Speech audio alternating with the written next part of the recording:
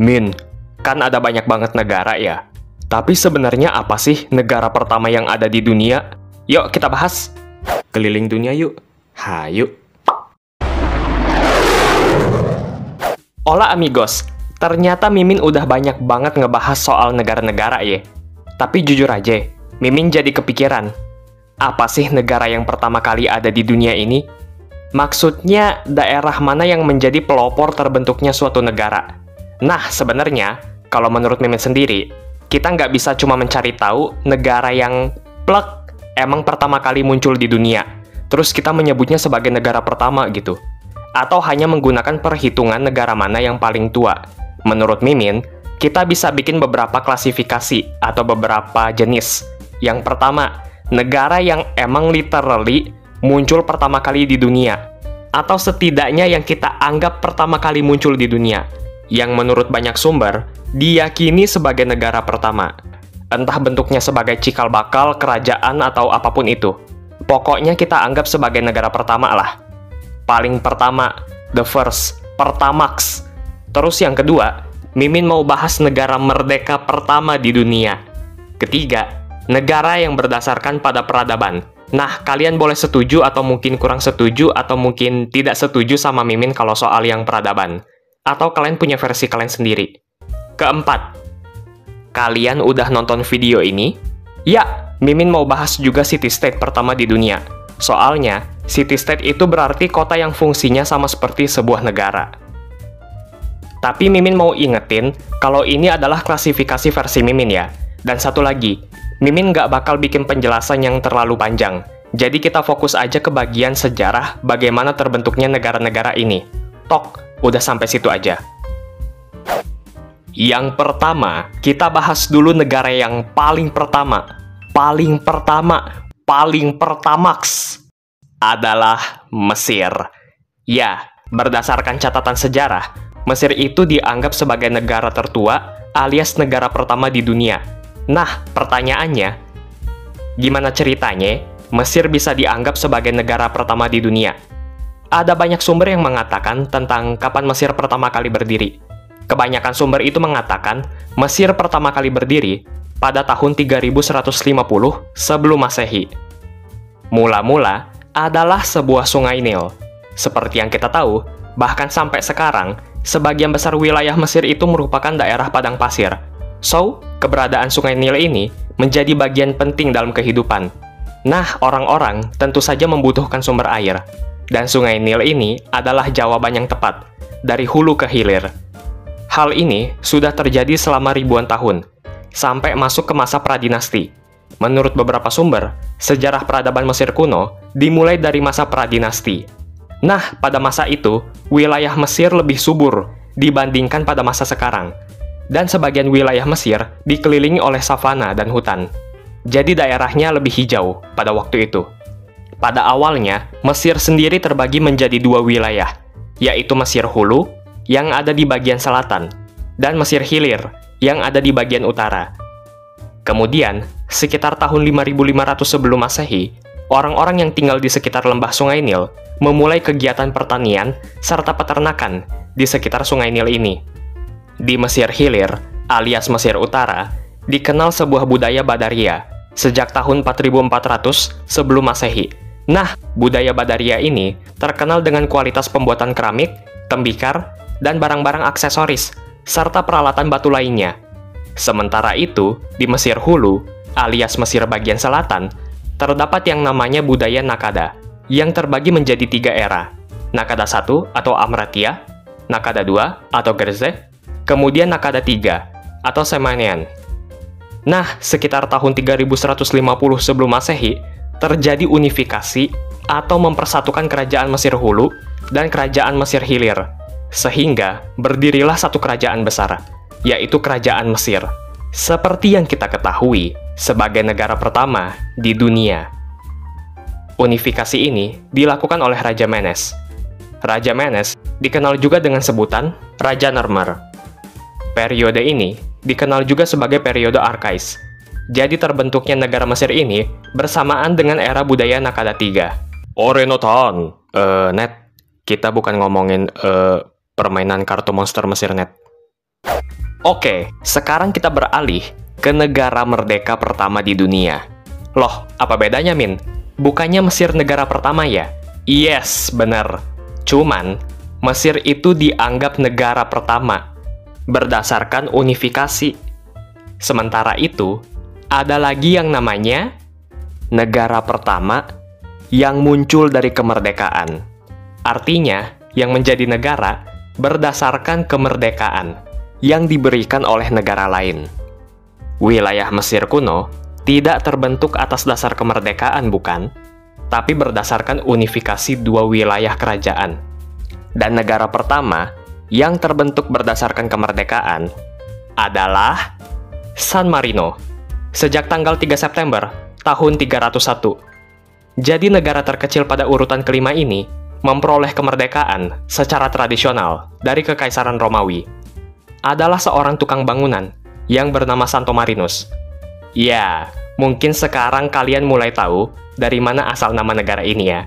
Santo Marinus berasal dari Pulau Rab di daerah Dalmatian yang sekarang menjadi bagian dari Kroasia. Nah, Santo Marinus ini dituduh sama seorang wanita kalau Santo Marinus itu adalah suaminya yang udah lama hilang. Karena itu, Santo Marinus melarikan diri ke Monte Titano. Di sana, ia mendirikan sebuah kapel dan biara kecil. Beberapa waktu kemudian, daerah tersebut memiliki jumlah populasi yang terus bertumbuh.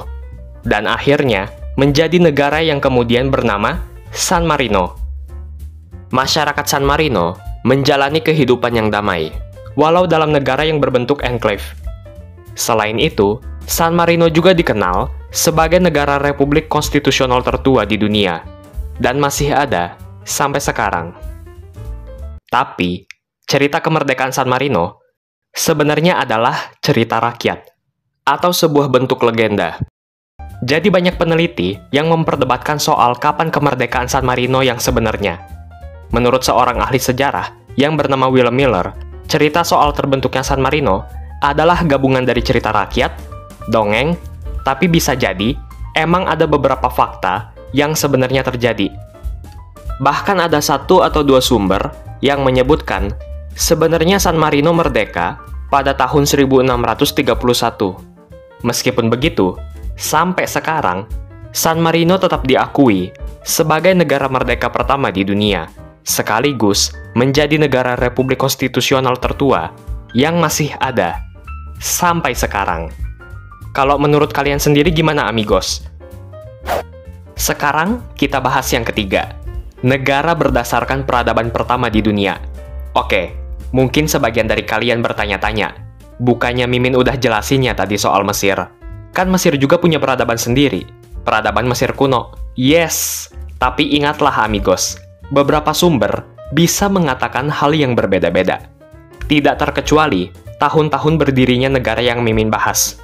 Jadi buat yang ketiga ini, Mimin mau sekalian bahas secara singkat peradaban pertama di dunia, yaitu peradaban Sumeria.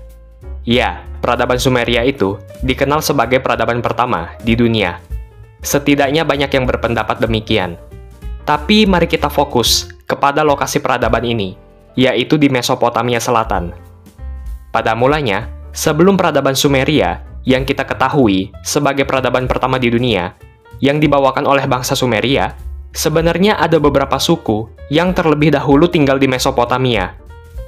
Sebelum bangsa Sumeria dan Akkadia, Mesopotamia diduduki oleh bangsa Ubaid dari tahun 6500 sampai 4000 sebelum Masehi. Bersamaan dengan itu, pada tahun 5500 sebelum Masehi, bangsa Sumeria datang ke Mesopotamia Selatan dan membentuk peradaban Sumeria.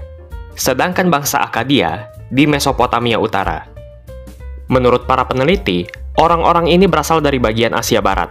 Sebagian lagi berpendapat kalau mereka itu berasal dari bagian utara Afrika. Ada sumber yang menyebutkan kalau orang Sumeria berbaur dengan orang Ubaid dan berasimilasi dalam kebudayaan, sehingga peradaban Sumeria berjalan bersamaan dengan periode Ubaid.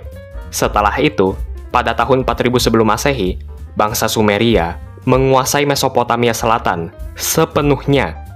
Nah, ada sebuah fakta unik yang membuat Mimin pengen ngebahas Sumeria ini. Tahukah kalian kalau nama Sumeria itu bukan bikinan bangsa Sumeria itu sendiri? nama Sumeria diberikan oleh bangsa Akkadia. Karena begini, bangsa Akkadia itu menggunakan bahasa Semit, sedangkan bangsa Sumeria enggak menggunakan bahasa Semit. Jadi bangsa Akkadia menyebut orang-orang yang tidak berbicara dalam bahasa Semit dan wilayah tersebut sebagai Sumeria. Orang Sumeria sendiri menyebut wilayah mereka sebagai Kiengi atau Kengir. Kalian tahu apa artinya Kiengi? Secara harfiah, artinya adalah negara para bangsawan. Negara. Bangsa Sumeria mendiami wilayah itu sejak 5500 sebelum Masehi. Lalu sepenuhnya menguasai Mesopotamia Selatan sejak 4000 sebelum Masehi. Secara teknis, artinya lebih awal daripada unifikasi Mesir kuno tadi. Kalian tahu maksud Mimin kan? Orang Sumeria menyebut diri mereka sendiri sebagai Sakgik, artinya orang berkepala hitam.